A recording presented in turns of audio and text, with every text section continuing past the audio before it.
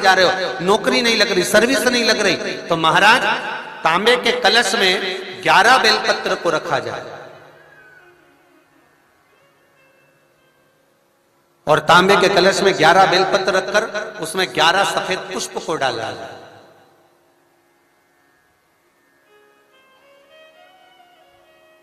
लाल चंदन घिसकर कटोरी में लेकर जाइए।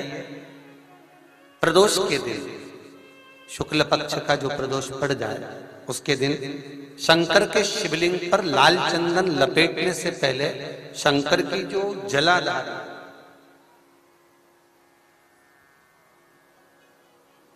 महाराज ये शिवलिंग है, ये शिवलिंग है और ये पूरी गोल और ये चरण, ये जलाधार, ठीक है।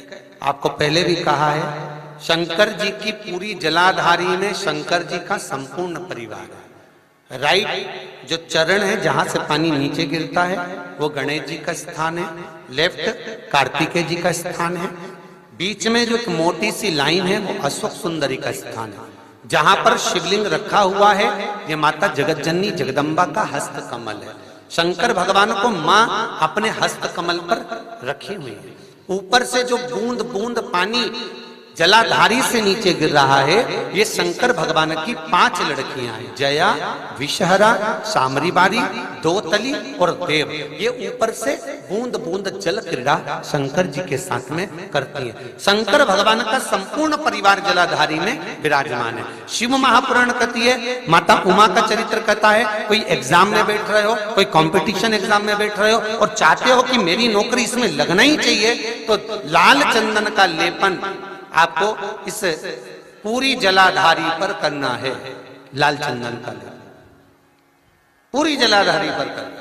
और महाराज जी जिस कलश में आपने घर से 11 बेलपत्र और 11 सफेद पुष्प जल के अंदर डालकर लाए हो, उसको आप चढ़ाएंगे तो इस तरह से चढ़ाएंगे कि उसका भाग हमें दिखे चढ़ते समय। ऐसे नहीं चढ़ाना, उसको चढ़ाते समय इस तरह से चढ़ाएं कि वो जल का भाग हमारी ओर गिरता हुआ। महाराज जब आप वो समर्पित कर दें, बेलपत्र पुष्प आदि सभी चीजें, उस चंदन का एक थोड़ा सा भाग पूरी जलाधारी पर हाथ फेर कर अपने दरवाजे पर आते आते उसका स्पर्श कर दें। जिस दरवाजे से आप एग्जाम देने के लिए जाओगे, जिस घर से आप जाओगे, अपने घर के किसी भी दरवाजे पर उसका हाथ लगा दें या कोई स्थान को छू लें।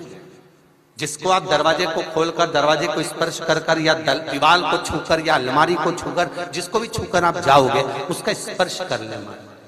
फिर आपको कुछ नहीं करना है, उमा और महेश ही सब कुछ करेंगे जो उनको करना है, सब साथ।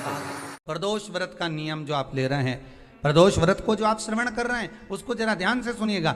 सबसे पहले स्नान ब्रह्म मुहूर्त का, सुबह का, उसके बाद में फिर आसन पर बैठकर भगवान की भक्ति को धारण करना, शंकर का अनुमोदन करना, शिव भक्ति में डूबे रहना, शंकर का स्मरण करना, शंकर के नाम का स्मरण करते रहना। ये प्रदोष का मूल तत्व। महाराज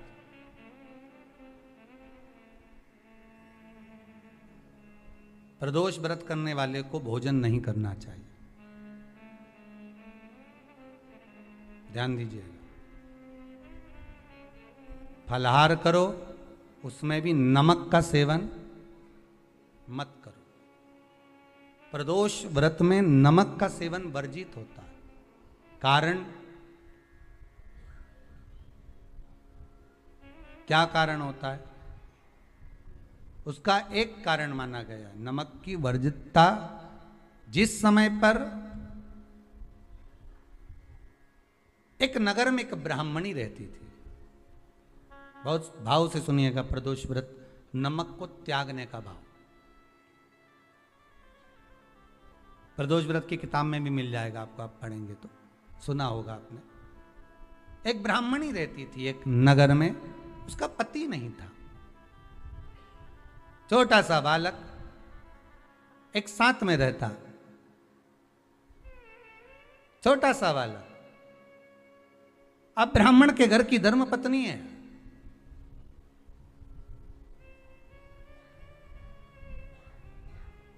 ब्राह्मण कर्मकांड करने वाला, पूजन करने वाला, पाठ करने वाला, अनुष्ठान करने वाला, पूजन करने वाला, मंत्र जाप करने वाला, भगवत भक्ति में डूबने वाला ब्राह्मण तो चले गया, ब्राह्मणी बच्चे के साथ रह रही, क्या करे वो, अकेली निवास कर रही,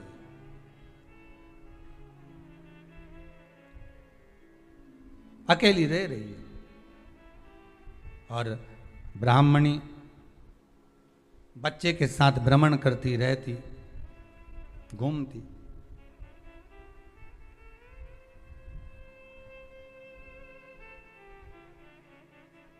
कहीं कहीं दर दर जाकर कुछ भिक्षा को मांग कर लेकर आ जाती, और भिक्षा लाने के बाद में उस भिक्षा को जब लेकर आती तो अपने बच्चे को भी खिलाती और स्वयं भी उसका पान करती।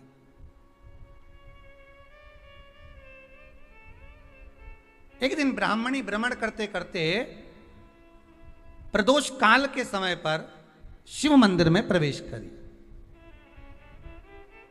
प्रदोष काल के समय पर, और शंकर मंदिर में जब प्रवेश करा, प्रदोष काल किसको कहते हैं?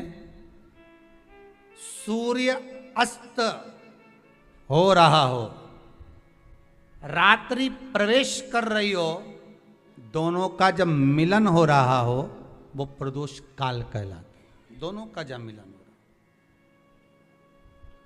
सूर्यास्त हो रहा हो, रात्रि अपना चरण बढ़ाने के लिए आगे बढ़ रही हो, और दोनों का जब मिलन हो रहा है वो प्रदोष काल है, वो प्रदोष का समय है।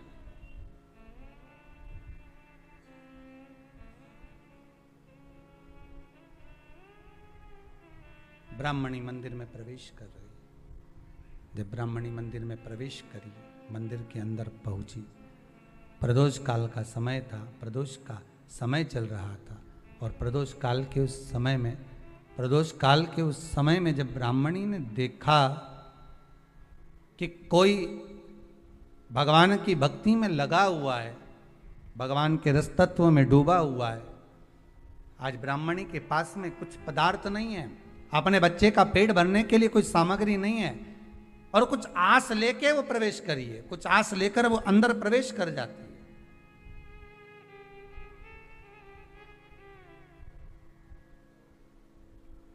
कोई ऋषि की पत्नी, कोई ब्राह्मण जन की अर्धांगिनी उस प्रदोष के समय पर शंकर का अभिषेक पूजन कर रही थी, भगवान शिव की आराधना कर रही थी, भगवान की भक्ति में डूबी हुई थी। भोला सब दुख का प्रयास करना, जब जब जिस जिस महीने में जो जो प्रदोष पड़ा करे, जब प्रदोष पड़े, बन सके 1 बेलपत्र, बन सके 5 बेलपत्र, शमी पत्र, हरे मुंह,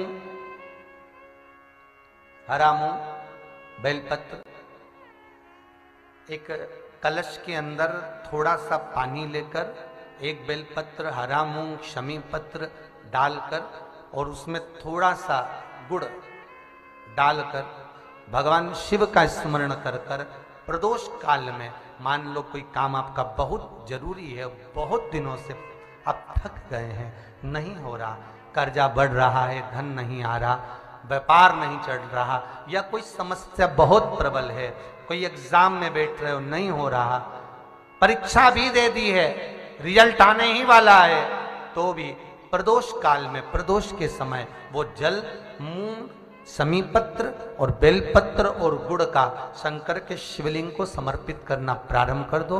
2 या 3 प्रदोष करोगे, बाबा आपकी मनोकामना शीघ्र पूर्ण कर देगा। 2 या 3 करोगे, बाबा करेगा। कई लोग सर्च कर रहे हैं, प्रदोष का व्रत है, प्रदोष के व्रत में आज मान लो मंगलवार का प्रदोष है, मान लो सोमवार का प्रदोष है, मान लो गुरुवार का प्रदोष है, तो प्रदोष में मैं क्या खाऊं, आज के व्रत में क्या खाया जाए। लोग नेट पर सर्च करते हैं, लोग गूगल पर सर्च करते हैं, किताबों में ढूंढते हैं, पोथी पुराणों में ढूंढते हैं, क्या खाया जाए।